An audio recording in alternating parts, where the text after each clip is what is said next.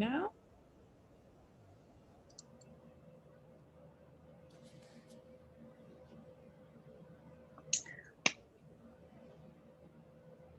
Welcome, welcome. We are going to give everyone just a couple of minutes to join. This is a meeting and not a webinar, but you can keep your camera off and stay muted.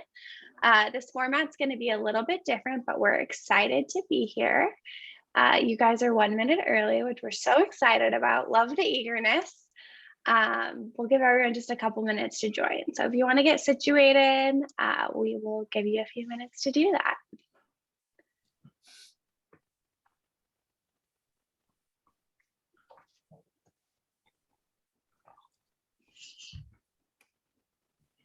Yes, great students. Appreciate you for being early to the show.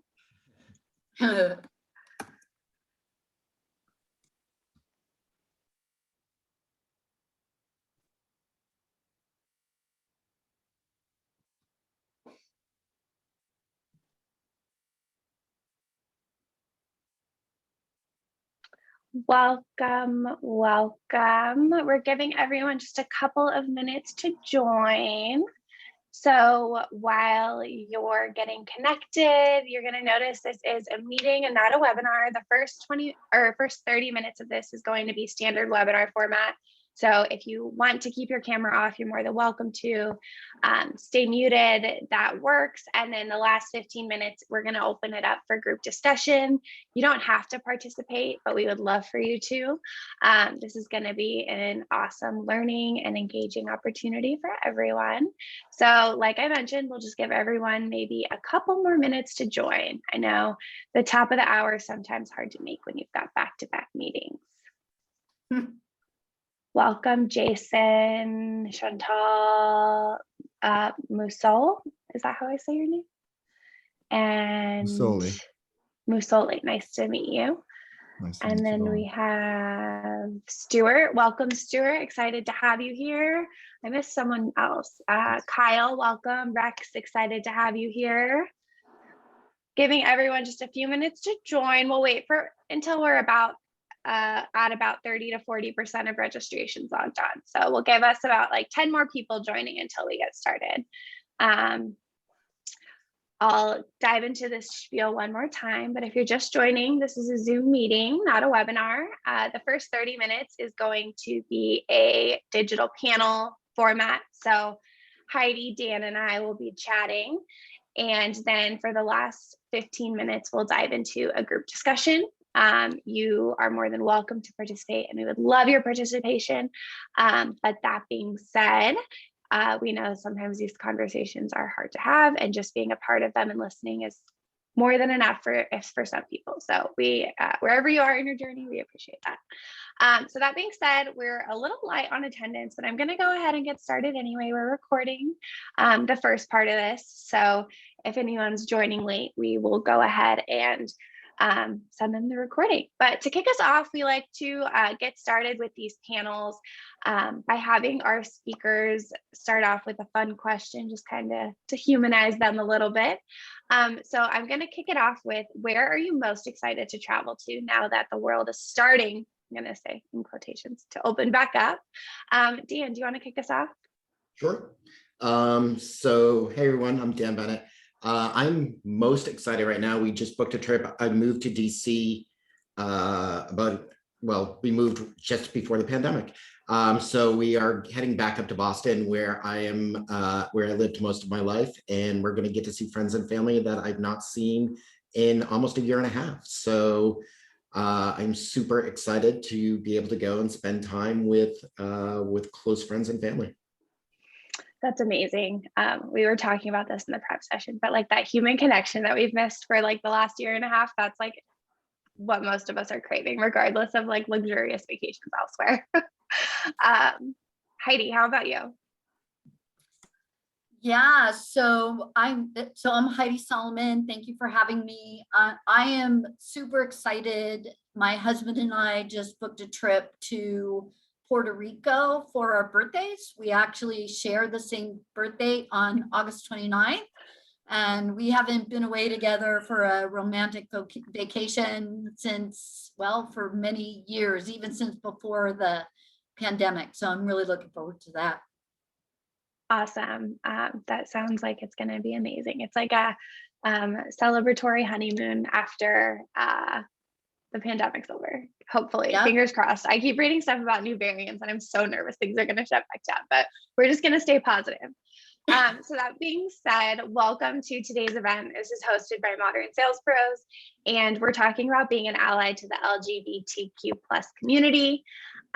Before we dive into the content today, if you don't know what Modern Sales Pros is, we're a community of about 20,000 revenue leaders from all of these incredible brands. And our goal as community managers is to help revenue leaders answer the questions they otherwise struggle to solve in our community. So I know Heidi's a member. She's an incredible member, participates all the time. And then I think Dan's a new member, which we're excited to have him join the community. So excited to have everyone here. And then for a little bit of context on why we're having this conversation, the Modern Sales Pros community has a DE&I committee. It's a subset of the community. Every month we've committed to hosting a event around a DE&I related topic. June, as we all know, is Pride Month. So we thought what better topic to cover this month than the LGBTQ plus community. So that's why we're having this conversation.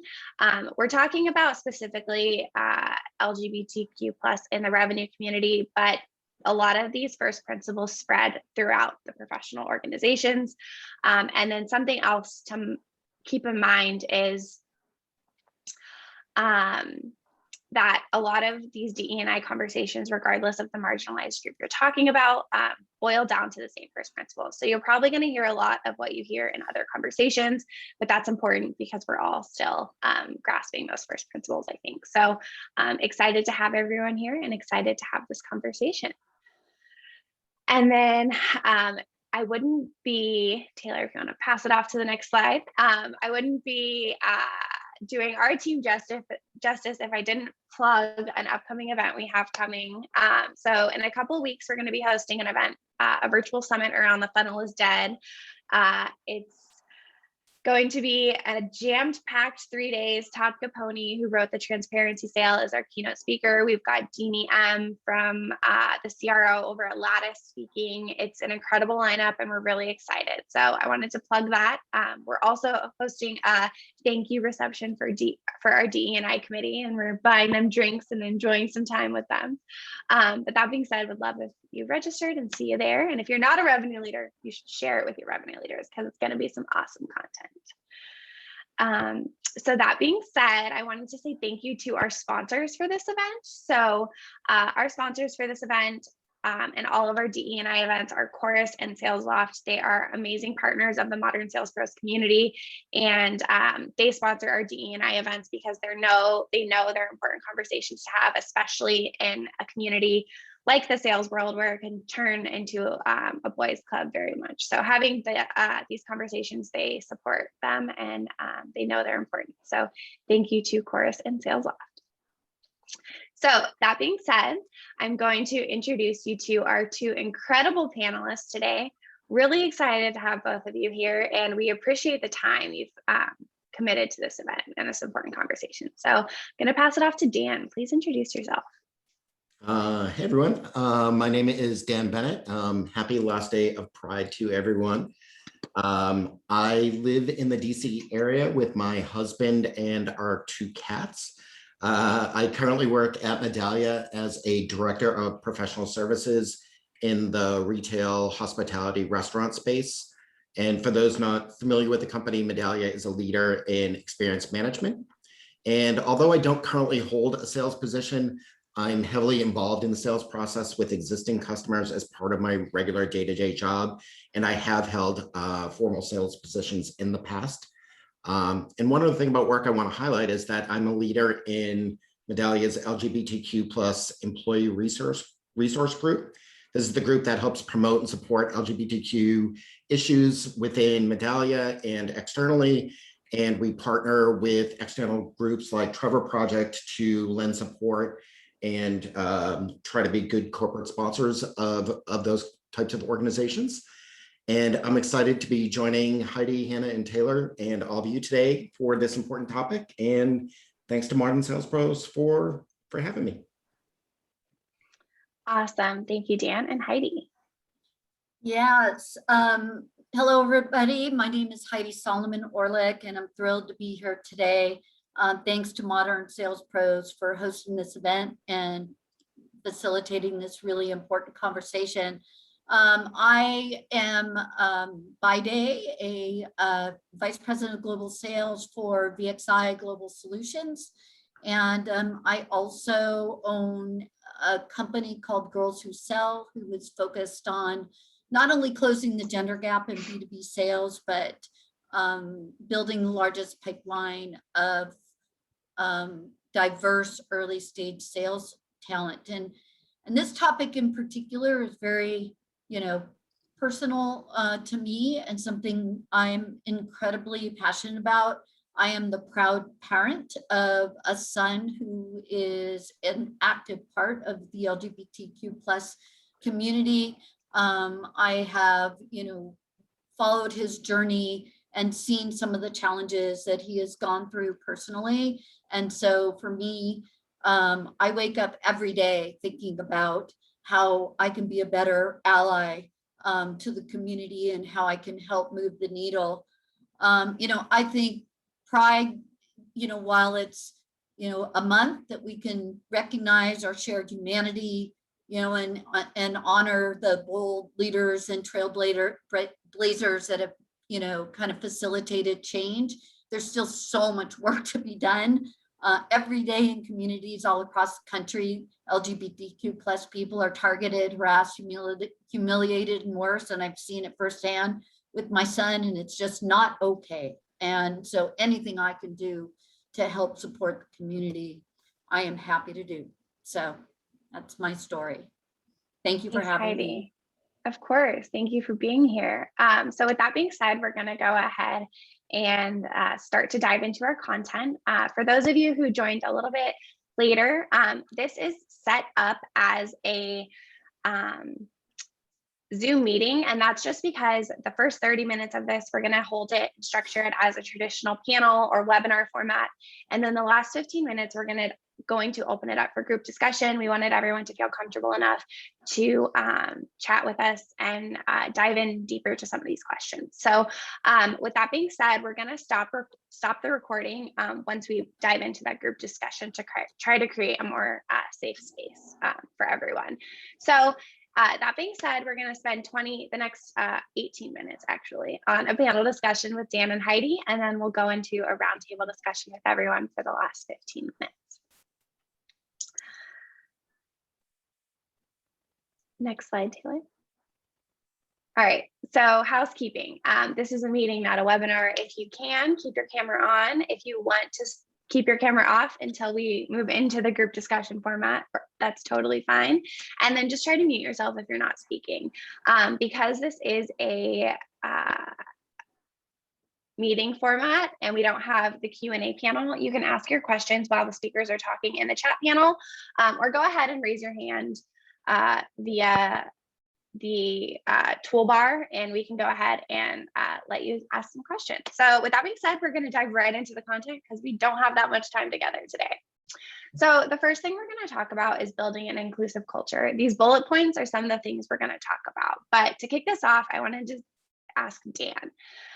We've been seeing this circulate a lot recently. As Pride Month comes into fruition every year, we see a bunch of companies change their logos to have the LGBTQ color scheme as part of it.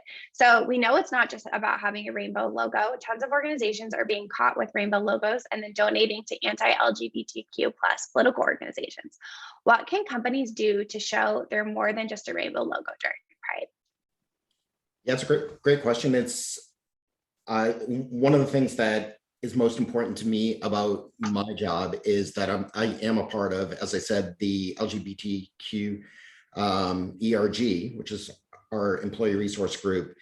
And this is just an environment that creates a safe space for everybody at Medallia to come be their authentic self. And Medallia is a company that encourages everybody to bring their whole authentic self to work. And in doing that, we've created not just the ERG that I'm a part of, but there's 9 other ERGs that Medallia supports, not just through words, but through creating a budget for all of us to be able to help and do work with external organizations, to host events within our groups.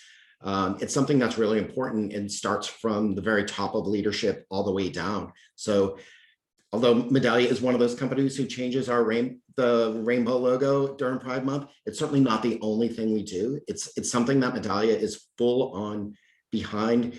We have a diversity, equity, inclusion, belonging group, which spans all of our ERGs and supports everyone within Medallia. And it's just amazing to be part of a company that puts so much effort, so much thought, so much care into making sure that everybody feels supported, everybody feels like they can bring themselves to work and be proud of that. So just creating it's creating those safe spaces for people to be themselves. That I think is just the most important for companies to do. Completely. And I think an important point there is that allocating resources for your team, whether it's time or budget, is such an important thing, because sometimes people aren't sure how to start.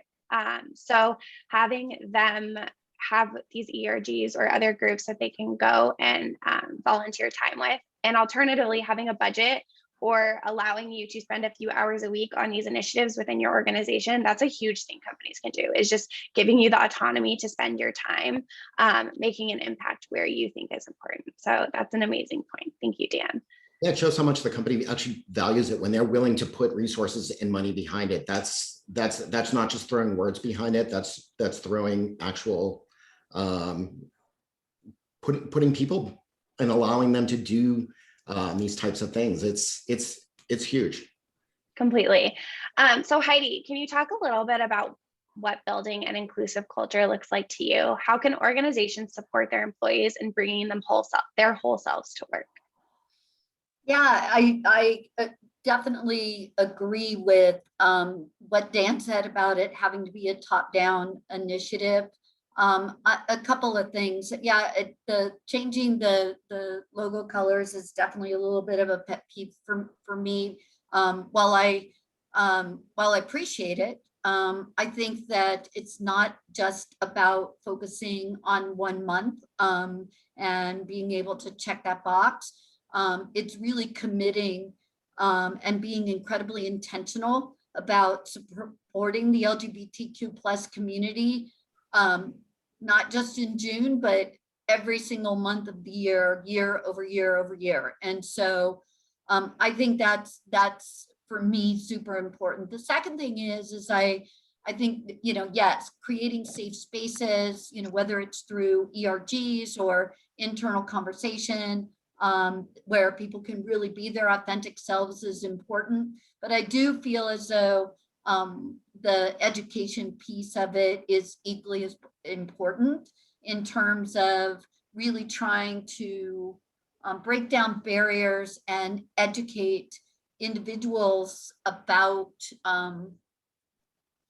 about how to have what may be considered uncomfortable conversations, but in a very healthy way, right? And facilitating that kind of dialogue. The other thing I think is important is calling out bad behavior, right? If there's gaslighting going on or other things in the organization that are not conducive to a safe environment, then those things need to be called out and put to an end. Definitely. Thank you, Heidi. Something that you broke down so simply in the prep session was it all starts with hiring. So who you hire makes an impact from employee number one. So what can people do as job searchers to find organizations that welcome whole selves? And then what can hiring managers do? Yeah, I mean, I guess I could take that first because that was something that I really during prep was super hyper focused on, right? I think there has to be an intentionality around it. I think that we have to, as hiring managers and as leaders of organizations, we have to face head on any hiring bias or any, the language that we're using in recruiting advertising that may actually, prevent individuals from applying for positions because they don't feel comfortable with the language or the culture that's being put out there in the market. So, and it has to be measurable, right? And individuals, accounting managers, leaders need to be held accountable to those hiring practices. But at the end of the day, Hannah, if we can build a pipeline and we can recruit people, assuming we can, deal with bias in recruiting, but if we don't change the culture, we're not going to be able to retain them. So I think we have to look at the whole process holistically. Totally. And just for the sake of time, let's move on to the next prompt. But Dan, in a little bit, I'm going to ask you a question about like finding a company that really speaks to you. So that's another piece of this as well. So when we talk about support and vulnerability and creating a culture of that, in the prep session, we talked about ways in which you can create a culture that embraces that support and vulnerability. Essentially, it all boils down to creating a sense of community. Dan, do you want to dive in a little bit about how Medallia is doing that through your ERGs and the cross collaboration and all of that? Yeah, across all the ERGs we have, I'll talk first about that intersectionality. Is we try not to focus specifically on just what we're working on and what's important to us. There's lots of people within these organizations who span these ERGs. So you may be gay, but you also might be a woman. You also might be Black. You also might be a veteran. This applies to all of these things. So we try to not treat these as these are just kind of one thing. Look at it as it's kind of one piece of the pie. And there's a much broader thing here that we work together on different events and educational events, and just trying to make it, again, it's about safe spaces for everybody, but it's encouraging people and supporting people and finding ways to raise people up. And doing this across groups makes it that much more satisfying for everybody. I feel like being able to work with these other teams makes it, it's just fantastic. Of the cooperation and allyship between all of us is something that's super, super important. Totally. And I think that's a really awesome point, and kind of alludes to what I said in the beginning, that a lot of these conversations people are having around marginalized groups, they boil down to a lot of the same first principles. So pulling those communities together and really figuring out things that you can make an impact with across them is a really incredible place to start. So Heidi, in the prep session, you made some incredible points around intersectionality and accountability, and you alluded to it a little bit earlier. Both of those things, the intersectionality and accountability, play important roles in fostering a supportive and vulnerable environment. Can you talk a little bit more about that? Yeah, and I love, Anne just posted in the chat, intersectionality is so important. I completely agree. We're complex human beings, right? And I don't think that we can be put in silos or into groups. So I think as organizations put together their ERGs and their diversity, equity, and inclusion strategies, they need to keep intersectionality in mind. And that's how we learn, right? And that's how we get better. And that's how we can move business forward, is by listening to voices from all different, groups and communities within the organizations, and then finding the, sort of the common themes as a part of that intersectionality, and be able to address those. So yeah, and I called it out before, microaggressions. I think one, we need to educate people on that within organizations. I think education is so important because, I think maybe there are some people that have, that are being intentionally, biased, or not being kind. But I think in a lot of cases, it's just a lack of knowledge. And so some of the microaggressions that may happen, you don't even realize, that you're necessarily saying that something that's going to offend people. So I think companies investing in training to educate people on, you know, what is a microaggression, what is bias, is super important. Kind of speaks Definitely. earlier to your point, Dan, about allocating a budget, right? If you have a D&I program and you don't have a budget, then you don't really have a D&I program. It's not just about getting together for lunch dates. Right. Completely. And I think on the intersectionality point, a really good way to look at that is if you're an ambitious, career-driven person, as soon as you feel stagnant in your job, you want to leave and you want to insert yourself into a new community to learn more. I think that we all need to look at like our DE&I efforts around that as well. We need to push ourselves to be uncomfortable as we would when we're trying to learn something new in our career. So moving on to the third prompt, we're like quickly running out of time. There's so much to talk about. So Dan, on the balancing identity and allyship front, when people are looking for new opportunities and exploring new companies, what kinds of things can they look for when identifying good companies they want to work for as a ally of the LGBTQ+ community? Yeah, do your homework on the company. Look them up. Look at their website. Do they have a DEI page? Is that something that's important to them?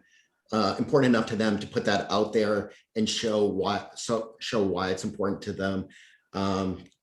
Do some history about who they donate to. Do some education about who they donate to. Like you said, some of these companies are turning their logos rainbows, but they're donating to organizations that are actively trying to limit LGBTQ rights. So you have to take some sort of accountability yourself as you're looking at a company.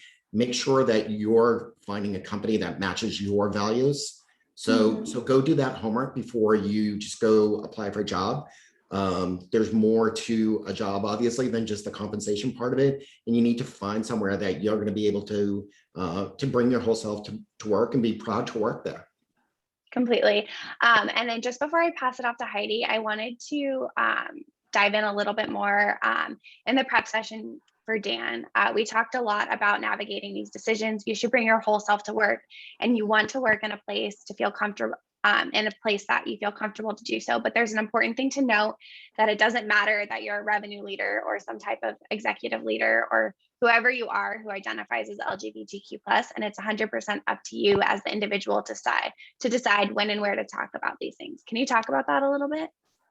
Yeah, if I'm part of a sales deal or just anything with customers, I tend to limit a little bit of how much I share personal life, and that's just me. Like I would do the same thing if I was heterosexual. You share so much personal information, or you don't. You kind of put up that barrier a little bit.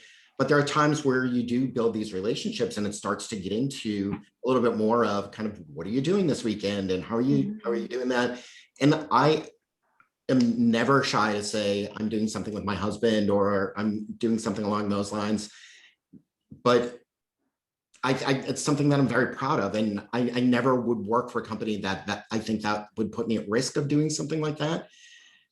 It's something that I bring to work every day with me and talk about my husband all the time. And I think that's something everybody should be comfortable and be able to do.